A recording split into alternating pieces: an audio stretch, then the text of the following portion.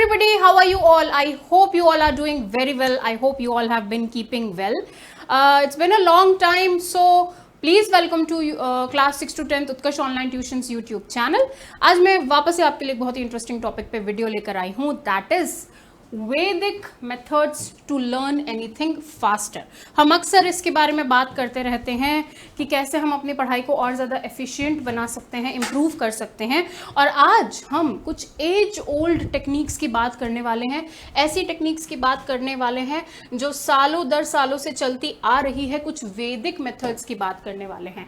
देखिए, हमारे ग्रंथों में, हमारे वेदास में ऐसी बहुत सारी चीज़ें लिखी गई है जो हमारे आधुनिक जीवन के लिए बहुत ही ज़्यादा इंफॉर्मेटिव है, बहुत ही ज़्यादा बेनिफिशियल साबित हो सकती है।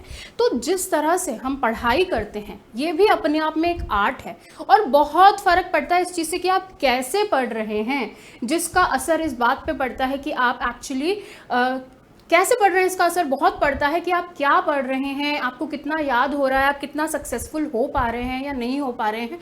ये सब चीज़ें बहुत इफ़ेक्ट करती है, क्योंकि एक रीज़न है कि पुराने ज़माने में किसी तरह से जब पढ़ाई करवाई जाती थी, बहुत सालों से उसमें ट्रांसफॉर्मेशन होता गया और आज जो हमारा पढ़ने का तरीका है वो मैं ये नहीं कहूँगी कि बिल्कुल ही गलत है, लेकिन हमने उसमें चेंजेस करते करते कुछ ऐसी चीज़ें अपना ली है जो बेसिकली पढ़ाई के लिए बिल्कुल बेनिफिशियल नहीं है। जो पढ़ने का तरीका है उसमें जो चेंजेस आए हैं वो कुछ नेगेटिव हैं, कुछ नेगेटिव चेंजेस ऐसे हैं जो हमको एक्सेल करने से रोकते हैं। तो आज हम इन सब चीज़ों की बात करने वाले हैं कि कैसे हम अपनी पढ़ाई को इम्प्रूव कर सकते हैं और कौन सी ऐसी वैदिक चीज़ें हैं जिनको हम अपनी पढ़ाई में इन्वॉल्व कर सकते हैं। और इसके अंदर जो सबसे पहला मेथड आता है, which is a foolproof efficient method, that is the gurukul method. देखिए, पुराने ज़माने में गुरुकुल सिस्टम होता था पढ़ाई का, जिसमें बच्चों को घर से दूर भेजा जाता था। वो एक आश्रम में गुरु के पास में शिक्षा प्राप्त करते थे और वहाँ के कुछ नियम, कुछ कायदे कानून, रूल्स एंड रेगुलेशंस होते थे जो कि काफ़ी स्ट्रिक्ट होते थे, उनको अपनाना पड़ता ही था। पर वो रूल्स एंड रेगुलेशंस इतने एफिशिएंट होते थे कि वो किसी भी स्टूडेंट की लाइफ को कंप्लीटली ट्रांसफॉर्म कर देते थे। और उस एफिशिएंट मेथड में जो सबसे ज़्यादा इम्पॉर्टेंट तरीका जिससे वो पढ़ाई करते थे वो था आउट लाउड पढ़ना, जेस्चर्स के साथ पढ़ना। जब आप पढ़ाई करते हैं तो आज के टाइम में हम कैसे पढ़ाई करते हैं, देखिए, कोई एक टाइम था जब हम लिख के पढ़ाई करते थे, फिर धीरे धीरे लोगों ने लिखना बंद कर दिया और फिर वो सिर्फ देख के सुनने लगे। और अब आज के टाइम में तो वो देख के, सुन के, लिखना, बोलना छोड़ो, सीधा एक स्क्रीन के ऊपर पढ़ाई करते हैं, जहाँ पे ठीक है आधी नींद में वो बस सुनते रहते हैं, टीचर को दिमाग में उनके कुछ नहीं बैठता है और आधी प्रॉब्लम तो वहीं क्रिएट हो जाती है। उसके बाद में जब आप एग्जाम के टाइम में भी रिविजन करते हैं या पढ़ने बैठते हैं तो अक्सर आदत होती है कि हम जो है सब कॉन्शियसली रीड करते हैं। बस अगर मुझे कोई किताब पढ़नी है तो मैं किताब खोलूंगी, मैं कुछ नहीं बोलूंगी और मेरी आदत होगी कि मैं बस एक एक लाइन को इस तरह से मन में पढ़ती रहूंगी। लेकिन ये तरीका बिल्कुल एफिशिएंट नहीं है, क्योंकि अक्सर देखिए, हम लोगों को 6 सेंसेस मिले हैं। हियरिंग का सेंस मिला है, देखने का, साइट का सेंस मिला है, स्मेल का मिला है, टेस्ट का मिला है। तो ये जो सारे, टच का जो सेंस है हमारा, ये सारे सेंसेस जो हमें मिले गए हैं, बायोलॉजी, नेचर ने जो हमें दिए हैं, इनका एक रीज़न है, क्योंकि हमको इनको इस्तेमाल करना है। इन्हें इस्तेमाल करके हम अपनी लाइफ को और ज़्यादा एफिशिएंट बनाते हैं। और इसी वजह से जितने ज़्यादा सेंसेस का आप यूज़ करेंगे, आपको चीज़ें उतनी ही ज़्यादा अच्छे से याद रहेगी। आपको कहीं बाहर जाना है और आप कार में जा रहे हैं, आप एक बार किसी रास्ते से जाएंगे तो हो सकता है पहली बार में आपको उसमें दिक्कत आए, पर अगर आप दोबारा सेम जगह पे जा रहे हैं और आपने वो रास्ता एक बार देखा हुआ है तो आपको याद रह जाता है। क्यों? क्योंकि आपने अपनी आंखों से उसे देखा। आप अगर ड्राइव करके खुद जा रहे हैं तो आपको और अच्छे से याद होगा, क्योंकि आप ही ने वो चीज़ करी, फिजिकली ड्राइव करके आप उस जगह पे गए। तो नेक्स्ट टाइम आपके दिमाग में फिट हो गया, क्योंकि आपने उसको अच्छे से देखा और पिक्चर की तरह वो आपके दिमाग में फिट हो गया। उसी तरह से जब भी आप पढ़ाई कर रहे हैं तो कोशिश करिए, सबसे पहले अपने सारे सेंसेस को यूज़ करें। पहली चीज़ कि बोल के पढ़ाई करनी है, आउट लाउड। जब भी कुछ पढ़ रहे हैं सबकॉन्शियसली मत रीड करो, क्योंकि वो उतना रिटेन नहीं कर पाएगा आपका ब्रेन। आप जितना आउट लाउड बोल के पढ़ाई करेंगे उतनी ज़्यादा चीज़ें आपको और याद रहेगी। तो आपने देखा होगा अक्सर पुरानी मूवीज़ में भी या टेलीविज़न पे भी, जब गुरुकुल में बच्चे शिक्षा प्राप्त करते थे तो उनको जो श्लोक्स पढ़ाए जाते थे सबके मुंह से बुलवाए जाते थे, और वो एक ही तरह से अपने हाथों का भी जेस्चर करते हैं और उन श्लोक्स को याद करते हैं। तो उसका रीज़न है क्योंकि बोल बोल के उस तरह से उनके दिमाग में वो फिट हो रहे हैं। सेकेंडली, जब आप पढ़ाई करने बैठें तो प्लीज़ अपने साथ में एक रफ नोटबुक लेके बैठें और इंपॉर्टेंट चीज़ों को साथ में अपने ही हाथ से लिखते जाइए। इसका ये मतलब नहीं कि आपको एक एक लाइन या पूरा पूरा चैप्टर पूरा लिखना है, लेकिन जो भी इंपॉर्टेंट पॉइंट आ रहा है अपने हाथ से उसको लिख लीजिए और बोलते रहिए। लिखने में वो और ज़्यादा फिट हो जाएगी आपके दिमाग में, तो इस तरह से आपके दिमाग में चीज़ें ज़्यादा अच्छे से याद रहेगी। इसी मेथड में आगे बढ़ते हैं और सेकंड टेक्निक जो आती है वो होती है निमोनिक मेथड। अब ये निमोनिक मेथड भी कुछ मिलता जुलता ही है। जब आप आउट लाउड पढ़ाई कर रहे हैं, जब आप लिख के पढ़ाई कर रहे हैं, तब भी जो ऐसे सब्जेक्ट्स होते हैं जिनमें बहुत लेंदी चीज़ें होती है, जैसे कि जो बायोलॉजी वाले बच्चे हैं वो रिलेट करेंगे इससे, जो साइंस स्ट्रीम से, जो एसएसटी की स्ट्रीम से हैं वो बहुत रिलेट करेंगे इससे। तो ऐसे सब्जेक्ट्स जिनमें बहुत लंबी लंबी चीज़ें होती हैं, जिनका कोर्स बड़ा होता है, एक एक चैप्टर ही अपने आप में एक ग्रंथ के जितना होता है, वहाँ पे आप क्या कर सकते हैं, निमोनिक्स की हेल्प ले सकते हैं। अब निमोनिक्स होता क्या है, बेसिकली आपकी जो भी पढ़ाई है उसके लिए आपको ट्रिक्स बना लेनी है खुद की। फॉर एग्जाम्पल, अगर आप कोई चीज़ को याद कर रहे हो और आपको नहीं याद हो रही है तो आप उससे रिलेटेड कोई एक स्टोरी क्रिएट करो, क्योंकि कहानियाँ अक्सर हमें ज़्यादा अच्छे से याद रहती है। अभी अगर मैं आपको किसी फेमस मूवी की कहानी बताने को बोलूँ तो वो 3 घंटे की हो या 3.5 घंटे की हो, आप आराम से मुझे पूरी पिक्चर की कहानी बता सकेंगे, क्योंकि वो दिमाग में फिट हो जाती है। तो जब पिक्चर दिमाग में फिट हो रही है, क्योंकि वो विजुअल है, वो एक कहानी है जिसको आपने एक फ्लो में देखा है और वो आपके दिमाग में फिट होगी, उसमें आपको इंटरेस्ट आया है, वैसे ही जब आप पढ़ाई करते हैं तो चीज़ों से रिलेटेड स्टोरीज बनाइए। अक्सर मैंने ये पाया है कि जब भी मैं कोई चीज़ बच्चों को पढ़ा रही हूँ और मैं उसका कोई कंसेप्ट बता रही हूँ, मैं उसके पीछे अगर कोई एक स्टोरी क्रिएट करके बता दूँ तो वो बच्चों को ज़्यादा अच्छे से दिमाग में रहता है। अरे हाँ, मैम ने ये स्टोरी बताई थी, इस स्टोरी के अंदर मैम ने ये बताया था, तो अब वो मेथड भी बच्चे को अच्छे से याद हो गया। तो इसे कहते हैं हम निमोनिक्स। तो आपको भी अपने दिमाग में एक विजुअल क्रिएट करना है या एक स्टोरी क्रिएट कर लेनी है, और उस स्टोरी की मदद से जो है वो आपको चीज़ों को याद रखने में आसानी होगी। इसे आप कहते हैं निमोनिक मेथड। नेक्स्ट टेक्निक के ऊपर चलते हैं हम, that is the power of your subconscious mind, जो कि मेरे ख्याल से कोई एक सिंगल टेक्निक नहीं है। इसके ऊपर तो हम एक बड़ा डिस्कशन कर सकते हैं, ग्रंथ लिखे जा सकते हैं इस पे तो, और ये बहुत ज़्यादा इंपॉर्टेंट है।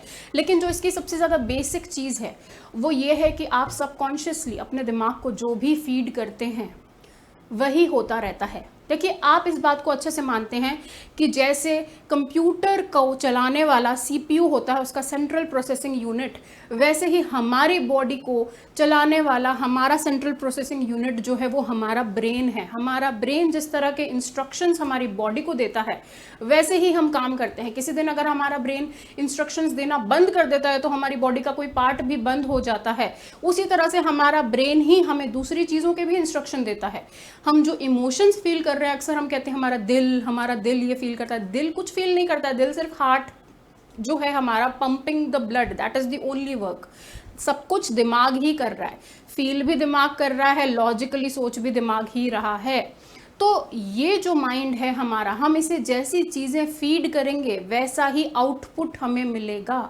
तो अगर हम इसको नेगेटिव चीज़ें फीड करते रहेंगे तो देखिए आपका सबकॉन्शियस माइंड जो है वो चीज़ें पिकअप करता है और वो उसको स्टोर करता है। कॉन्शियस माइंड की बात नहीं कर रही मैं। आपको ऐसा लग रहा है कि क्या फ़र्क पड़ता है, छोटी छोटी चीज़ें अगर मैं नेगेटिव बोलूँ भी तो बहुत फ़र्क पड़ता है। आपका सबकॉन्शियस माइंड उसको पिक करके अपने अंदर स्टोर कर रहा है। और फिर होता क्या है कि इतना पेसिमिस्टिक बिहेवियर के साथ में आपकी थिंकिंग वो नेगेटिव ही हो जाती है। और अगर आप करने वाले भी होंगे तो आप किसी काम को नहीं कर पाते। अगर आप हर दिन यही सोचेंगे मुझसे ये टेस्ट नहीं होगा, मुझसे ये टेस्ट नहीं होगा, मैं नहीं कर सकता, नहीं कर सकता, नहीं कर सकता, तो आप 100% उसको नहीं कर पाएंगे।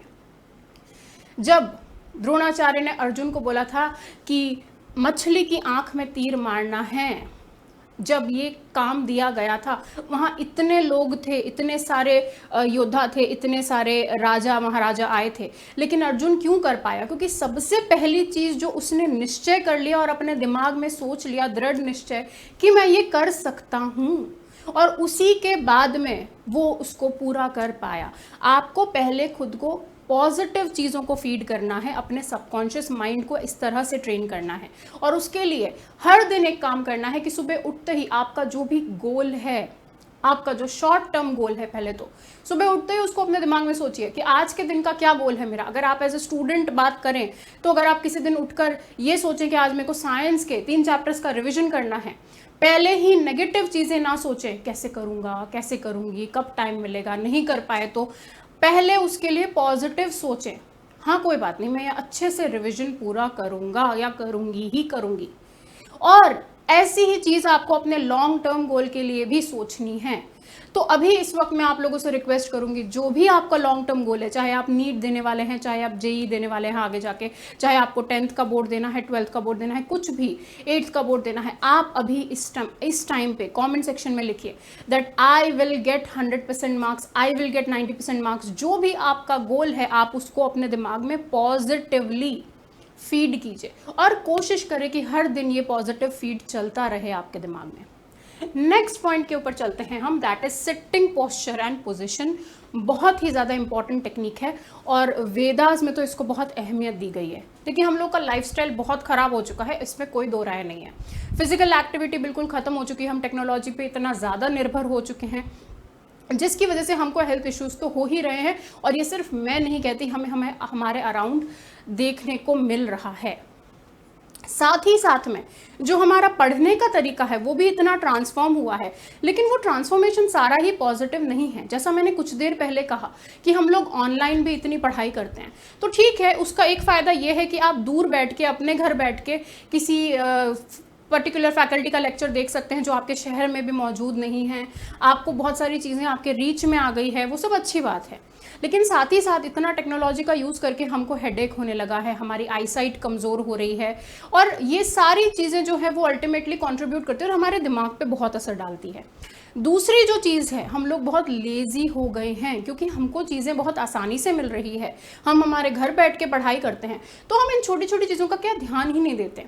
मैंने अक्सर देखा है कि बच्चे मैंने जब क्लासेस भी ली हैं या फिर बच्चों से वार्तालाप की है ऑनलाइन मीडियम के थ्रू, कुछ बच्चे तो कैमरा ऑन होने के बावजूद भी उठ के बैठने की भी जहमत नहीं करते हैं, वो लेटे लेटे बात करते हैं।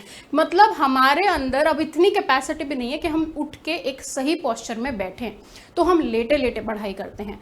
तो ये सब चीज़ें बहुत नेगेटिव इम्पैक्ट डालती है, इससे आपकी पढ़ाई बिल्कुल अच्छे से नहीं होने वाली है। तो सबसे पहली चीज़ जो है, आपको बेड पे बैठ के पढ़ाई नहीं करनी है अगर if you want to avoid sleep. और वैसे भी वो सही जगह है ही नहीं पढ़ने की। आपका एनर्जी एनवायरनमेंट बहुत इफेक्ट डालता है आप कैसी पढ़ाई कर रहे हो उस पर। सेकेंड पे बात करते हैं हम सिटिंग पोस्चर की। अगर आप टेबल कुर्सी पे बैठ के पढ़ाई करते हैं, जो कि अक्सर जनरली की जाती है, अगर आप स्कूल में भी जाएंगे, कोचिंग में भी जाएंगे, ट्यूशन जाएंगे, अक्सर हम कुर्सी टेबल का इस्तेमाल करते हैं। तो जिस तरह से आप बैठे हैं, आपके पैरों की पोजीशन बहुत इंपॉर्टेंट है। क्यों इंपॉर्टेंट है? क्योंकि हमारी बॉडी के सारी नर्व्स जो हैं वो सारी हमारे स्पाइन में नीचे वाले हिस्से में इकट्ठी होती है और फिर स्पाइनल कॉर्ड के जरिए हमारे ब्रेन को सिग्नल दिया जाता है। न्यूरॉन्स होते हैं छोटे छोटे जो सिग्नल देते हैं। तो जो हमारी स्पाइनल कॉर्ड है, हमारा सिटिंग पोस्चर है, ये बहुत इंपॉर्टेंट है क्योंकि ये ब्रेन से कनेक्टेड है। और जैसा मैंने कहा, ब्रेन ही सिग्नल देता है और ब्रेन का एक्टिव होना बहुत ज़रूरी है। और ब्रेन अगर एक्टिव होगा तो वो प्रॉपर सिग्नल सेंड करेगा और इससे आपकी पढ़ाई अच्छी होगी, पावर ऑफ रिटेंशन बढ़ेगा। अब होता क्या है कि जब आप क्रॉस लेग्ड पोजीशन में बैठते हैं, पाँव को एक के ऊपर एक दूसरे के ऊपर रख के झुक के बैठते हैं, तो क्या होता है कि स्पाइनल कॉर्ड की पोजीशन उस टाइम पे ऑप्टिमम नहीं है, सही नहीं है, और आपका ब्रेन उतना रिटेन नहीं कर रहा है जितना उसको करना चाहिए। ये छोटी छोटी बातें बहुत इफेक्ट डालती हैं। हम सोचते हैं इससे क्या फ़र्क पड़ता है? भाई फ़र्क पड़ता है, बहुत फ़र्क पड़ता है। आप एक दिन कोशिश करके देखिएगा खुद। सेकेंडली, जब हम कंधे झुका के बैठते हैं, भाई अलर्ट बैठना, आपने अक्सर देखा होगा कि जब भी आप किसी योगा सेशन को अटेंड करेंगे तो वो आप लोगों को पहले सिटिंग पोजीशन आपकी, कि पहले सब अपनी पीठ को सीधा करके, कमर को सीधा करके बैठे। क्यों करते हैं ऐसा? क्योंकि वो ध्यान मुद्रा कहलाती है। उस समय हम अच्छे, सबसे बढ़िया ध्यान लगाते हैं, उसको मेडिटेशन कहते हैं। आपकी ध्यान लगाने की पावर हमारी मैक्सिमम होगी। तो जब आप पढ़ रहे हैं, जो कि दिमाग का काम है, दिमाग का इस्तेमाल है हो रहा है, उसमें आपका ब्रेन यूज हो रहा है और आपको लर्न करनी है चीज़ें, तब आप क्यों ऐसी पोजीशन में बैठना चाहते हैं जब आप रिटेन ही नहीं कर पाएंगे? अलर्ट पोजीशन में बैठिए, अपने बैक को स्ट्रेट रखिए, स्पाइन को स्ट्रेट रखिए। और इसका सबसे अच्छा तरीका, अब आपको लगेगा कि मैम बहुत अजीब बात कर रही है, आपने देखा होगा गुरुकुल में बच्चे नीचे बैठ के पालती मार के पढ़ाई करते थे, वो बहुत अच्छी पोजीशन है पढ़ने के लिए। आज भी कई स्कूल्स में इसी तरह से बिठाया जाता है। और ऐसा क्यों होता है? क्योंकि हमारी बॉडी के जो चक्रा हैं, जो एक एक इंद्रियां हैं, वो उस टाइम पे इस पोजीशन में होती है कि वो सब एक्टिवेट हो जाती हैं और ब्रेन को बहुत अच्छा सिग्नल मिलता है। ब्रेन भी हमारा एक्टिवेटेड फॉर्म में होता है। तो अगर आप उस पोजीशन में बैठ के पीठ को सीधी रख के आलती पालती मार के पढ़ाई करते हैं तो बहुत अच्छा पावर ऑफ रिटेंशन बढ़ता है आपका, अच्छे से पढ़ाई होती है। तो ये सारे कुछ पॉइंट्स थे जिनको आपको डेफिनेटली ध्यान में रखना चाहिए अगर आप अपनी पढ़ाई को एक अलग ही रूप देना चाहते हैं। और दूसरी बात कि अगर आप फिर भी चाहते हैं कि और भी आपको कुछ सपोर्ट मिले आपकी पढ़ाई इंप्रूव करने के लिए, तो हम आपके लिए लेकर आए हैं खुशियां ही खुशियां, 3 गुनी खुशियां, क्योंकि 3 ऑफर्स हैं आपके सामने। उत्कर्ष शिक्षा महोत्सव जो 13 से 21 अगस्त तक चलेगा, उसके अंदर उत्कर्ष ऐप में कक्षा 6 से 10वीं के सभी ऑनलाइन ट्यूशन कोर्सेज पर आपको मिल रहा है पहले तो स्वतंत्रता दिवस के उपलक्ष्य में फ्लैट 78% का डिस्काउंट। सेकेंडली, निर्मल सर के जन्मदिन पर 13% अतिरिक्त छूट है जो आपको NG13 कूपन कोड यूज करके मिल जाएगा। और लास्टली, रक्षाबंधन के उपलक्ष्य पे आपको अप टू 100% रिवॉर्ड पॉइंट्स मिल रहे हैं। ये रिवॉर्ड पॉइंट्स क्या है मैं 2 मिनट में बताती हूँ आपको। तो पहले हम इसके अंदर बात कर लेते हैं कि आपको 6 to 10 के जो भी कोर्सेज हैं जितने भी, उनमें आपको क्लास 6 to 8 का कोर्स 1980 में मिल रहा है। उसके बाद में 9-10 का कोर्स 2640 में। उसके अलावा 13% अतिरिक्त डिस्काउंट के लिए आप इसमें NG13 कूपन कोड अप्लाई कर सकते हैं, तो इस पे और भी डिस्काउंट मिल जाएगा। उसी तरह से जो प्रीमियम प्राइम बैच है हमारा, उसका प्राइस 2860 है 6 to 8 का, एंड 9-10 का 3960। अगेन एक्स्ट्रा 13% अवेल करने के लिए आप NG13 कूपन कोड इस्तेमाल कर सकते हैं। इसके अलावा ये जो 100% रिवॉर्ड पॉइंट्स है, कोई भी कोर्स परचेज करते ही अपने आप आपके ऐप में रिवॉर्ड पॉइंट्स ऐड हो जाएंगे, जिनको आप आगे अगर कोई कोर्स परचेज करते हैं उनमें यूज ले सकते हैं। तो डेफिनेटली इस ऑफर का लाभ उठाइए और मैं आप लोगों से मिलूंगी नेक्स्ट वीडियो में। तब तक please do take care of yourselves, इन पॉइंट्स को ध्यान रखिएगा and have a wonderful day. Bye bye.